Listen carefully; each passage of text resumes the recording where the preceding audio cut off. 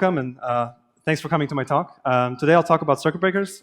Thanks to Morgan for the great intro and overview, contextualizing circuit breakers and comparing it to different solutions. My talk is kind of a very audacious title, but it's mostly just about our implementation and architecture of ERC 7265 and kind of some motivation around it. But the idea really is that it should be quote unquote, almost, not fully, I'll talk about the trade-offs as well, but like a magic pill, at least for newer projects.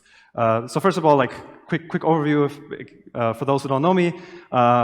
You might have seen me as Philology on Twitter. I'm a security researcher at Spearbit and instructor at RareSkills, and up until recently I was also working on my own project. Also co-author on the ERC, and open source contributor. So quick overview. I'll quickly have an overview of why security is critical. Obviously all of you know this is a security conference, but some of the more deeper motivation, because sometimes I think we forget why what we do is actually important for the world, beyond just protecting people's tokens and meme coins. And I want to talk about some of the reasons, more fundamental reasons of why security currently doesn't scale and why it's currently very difficult, and then how circuit breakers potentially fix this. So first of all, a quick perspective, why security, smart contract security matters. So first of all, what happens as a project if you get security right? Well, by definition, hopefully not much, right? Your protocol chugs along, everything works fine, users are getting their money in and out, hopefully your users are even making money in a useful way, and that's cool. But if you get security wrong, well, it's more than just losing your users' money. You see, as developers or auditors, we often think of money in contracts is just it's a UN-256, it's a mapping. But actually, oftentimes these are people's life savings, mortgages, college funds, and it really matters that, we don't lose people's money. And just beyond that, also for your project, if you get hacked, even if you're a really good project, even if you have, top investors, the top team, you have a lot of runway, a single hack is often enough to just completely upend your reputation. I would say a prime example is Nomad. I'm not sure if they've completely shut down or not, but ever since their hack, they had top engineers, they had great investors, they're running fine, and all it took was one smart contract exploit, and unfortunately now they seem to have kind of gone offline. And beyond that, even higher level, it weakens adoption because people see, okay, smart contracts are dangerous, they keep getting hacked, and also worse, regulation.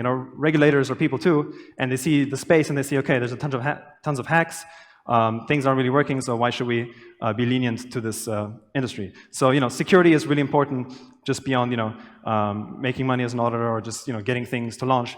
It's actually to protect the people who use our protocols and also to make sure our industry can thrive. So, security, it matters. So next point, why security isn't scaling. So security is mostly a manual effort. So whether it's testing or whether it's auditing, it's a lot of manual, non-reusable effort, right? Every protocol is kind of different, and you don't really get to reuse a lot of the time you invest into securing your protocol. Even audit contest platforms whose stated goal, not stated, but if you listen to some of the interviews, is reducing the cost of common vulnerabilities. Even then, it's really expensive and a really one-off effort in terms of you have to spend a lot of money and you get this one audit on this one protocol, and the next protocol has to do the same thing again. So fundamentally, why is this the case? If we try to look into it, it's one, apps are very different, right? They have different interactions, different logic, different asset types. They each have their own trust and threat model they want to tailor to. And even more fundamentally, why do we have bugs in software in the first place? Well, it's, we're humans and we have this abstract intention that we try to translate into code, and that's a very error-prone process. Overall, this makes security quite fragile, right? You can get 99 things right, but if you have one critical bug in your application, well, bye-bye. So it's not very straightforward. So, but it doesn't have to be like that, right? That's what started me on this journey of creating circuit breakers. It doesn't have to be like that. And is there maybe even a simple solution to fix not fix, but to address this? Well, we said that apps are very different, but they're actually not so different. Especially DeFi apps, they're very similar in that they share a core common exploit target. They're assets. And assets, they have a very unified interface. There's ERC20, ERC721, ETH, and you've covered basically 99.9% of value pretty much on the chain. Also, another thing, while we said it's kind of unclear to see intentions, in code, it's usually quite straightforward to see when an asset leaves the boundary of an application, right? It's just the transfer, an external call, and that usually moves an asset from within the boundary of an application to without. So that's a very clear thing that we can see. And also security efforts, they can actually scale, right? If we develop good tooling, if we develop smart contract libraries like OpenZeppelin or Solady and invest into securing these are like investments into security that can actually scale and be reused by other projects in the ecosystem. And ERC-7265 hopes to be like the next level in that. So now actually introducing circuit breakers, mainly introducing ERC-7265 because Morgan already did a great job in introducing circuit breakers, but this is the general architecture. So it looks kind of complicated at first glance, but it's actually very simple. So we start out by having your app's logic in the green box. That's like the entry point. People can interact with that. And then the circuit breaker is only in place at the point where assets start leaving your protocol. So the first bit is the rate limiter, which is actually optional.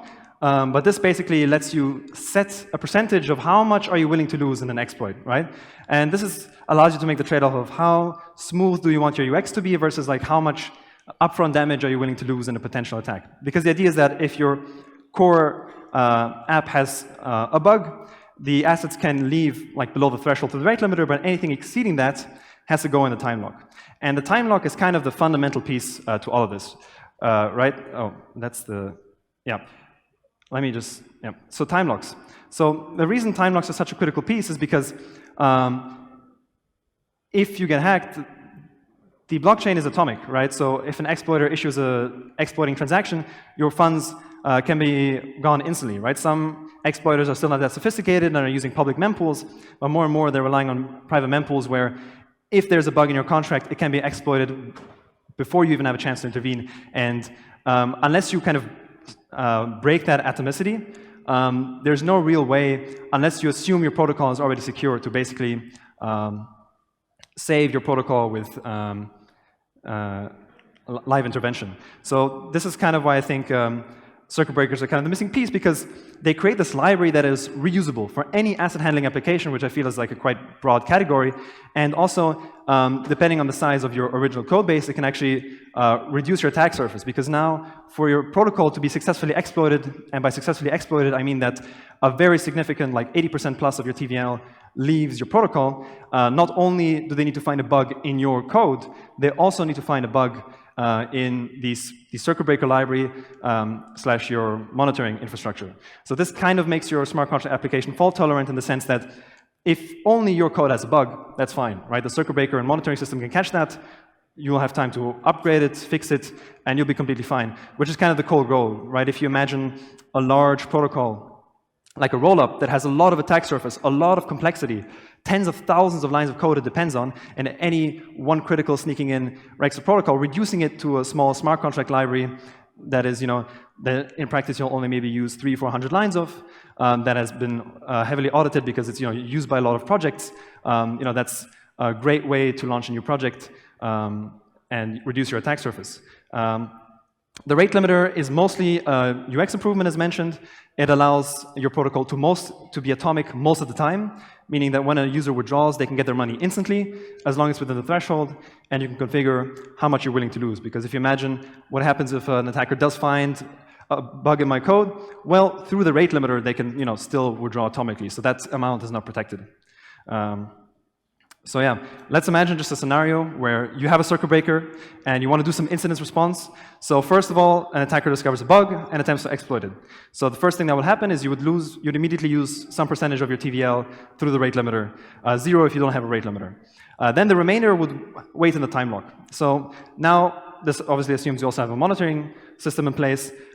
You get notified that, hey, there's like some very sus activity going on. There's a big, pending withdrawal. Somebody's trying to withdraw 90% of the TVL. Could be a whale, probably a hack. Maybe your monitoring system is even set up to pause everything automatically. But then you have a look at it and you see, okay, this is actually definitely an attacker. So let me pause the protocol. You do kind of a post-mortem evaluation. You fix the bug, upgrade the contract, and before you unpause, you create a so-called recovery snapshot. So this allows you to differentiate between the attacker and normal users who, were just stuck in a time lock along with the attacker because they happen to want to withdraw at the same time. So you do this in the post-mortem, see, okay, which withdrawals are due to legitimate transactions and which ones are due to the exploit. And then you would unpause your protocol and everything would be fine. So instead of, you losing all your users' money and basically killing your project, you might have, a few days or a week of downtime. or more depending on how heavily you want to evaluate, but then you're up and running and you're good, right? So that's kind of the goal. So is it a silver bullet? Does it solve all your security problems? Well, obviously not. As Morgan alluded to, there's some trade-offs.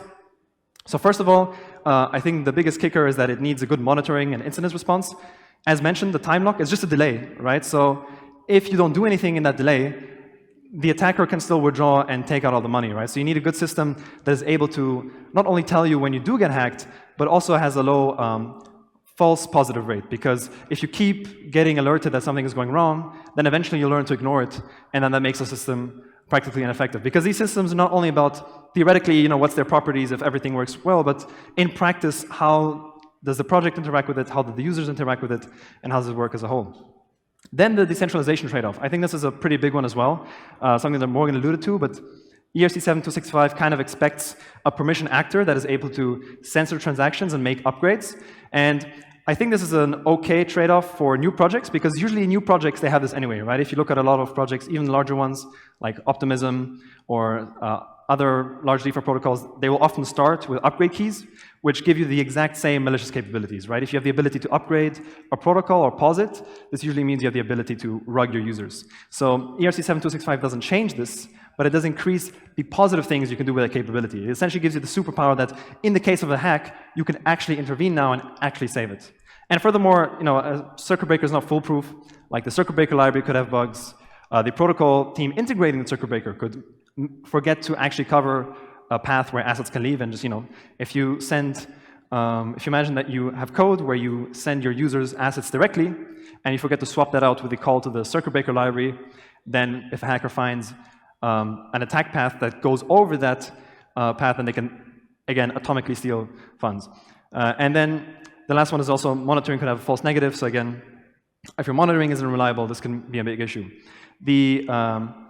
So the integration part, how do we, oh no, okay. So the reason I think that's not a huge issue is one, you can still have auditors. So the end goal for circuit breaker is that ideally you have a system where a small team, even a solo dev, can just with a subscription to a monitoring service and integrating a circuit breaker library can launch a basically fully secured protocol without having to do a single security review or audit, right? This is the big hope or dream. But to do this, you know, you have to ensure that you're not making any mistakes in the integration either.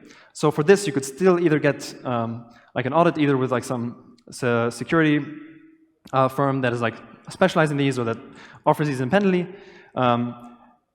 or potentially a static analysis tool could do this, because it's a fairly straightforward process. As I mentioned initially, all you want to cover is transfer of assets, right? And recognizing in code where this is basically a control F, you know, and you look for, okay, .transfer, .safe transfer, whatever you're using initially, and then you replace that with calls to the circuit breaker.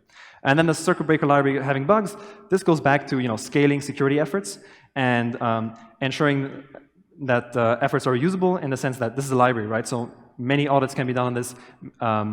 This can go through a heavy review, and once it starts getting used by a lot of people, a lot of things will depend on it, and in that sense, you can kind of, quote unquote, guarantee security just by the amount of effort that has gone into it. So yeah, Morgan already mentioned it, but some circuit breakers today that are similar to ERC 7265 are kind of Optimism and ZK Syncs like withdrawal delays. They act very similar to this time lock mechanism in the sense that this gives the team the ability to intervene should there be a bug, and at the end, they're kind of like the final arbiters of what is right, what is wrong. And then in terms of libraries, there's OpenZeppelin, which offers pausable, it offers time locks, or there's ERC 7265 that offers not only that and more like tailored to smart contracts, but also rate limiter. And I could chat a long time about like the trade-off space of rate limiters and how it's, you know, fairly difficult to design one that is like hard to DDoS, but yeah, this is not the point of this talk. So yeah, that's circuit breakers today. Finally, as I mentioned already a little bit, what's the vision for circuit breakers in the future? I hope that the standard will allow there to be a large ecosystem of monitoring tools so that projects using ERC 7265 have an option of choosing multiple or even aggregating them so that they have a nice like zero or close to zero like false negative rate and have like a very accurate monitoring. And also maybe there'll be either tools or security firms offering like specific like circuit breaker audits in the sense that, you know, protocol now, instead of having to go through 3-4 weeks of security reviews, paying, you know, tens of or hundreds of $1,000s, they'll maybe only have to hire like one security researcher for one day to do the integration check, or maybe even as simple as running a CLI tool on your code base. And then the very end game for circuit breakers is, I think, like a settlement risk trading layer. So the idea here would be that you would remove rate limiters entirely, and you'd have MEV search type actors that allow you to trade settlement risk, in the sense that if you're a user and you're waiting to withdraw from a protocol, instead of actually waiting for the delay, you would go to this kind of risk trader and you say, hey, this is a very renowned protocol, like let's say, I don't know, it's some version of Aave, and I'm about to withdraw in 3 days, but I'm not a hacker, or they have like a system to see that, and then they would buy, so to say, this withdrawal from you in advance. So as a user, you would get your money in advance, or like basically immediately, while the protocol still has a circuit breaker in place. So it would be like a win-win for everybody, essentially. And I think it would be a very cool way of having all advantages. But yeah, thanks for listening and taking your time to be here. There's a QR code for the slides, my Twitter, and the GitHub. And yeah, if you have any questions related to this or other EVM shenanigans, feel free to DM me on Twitter. Thank you very much.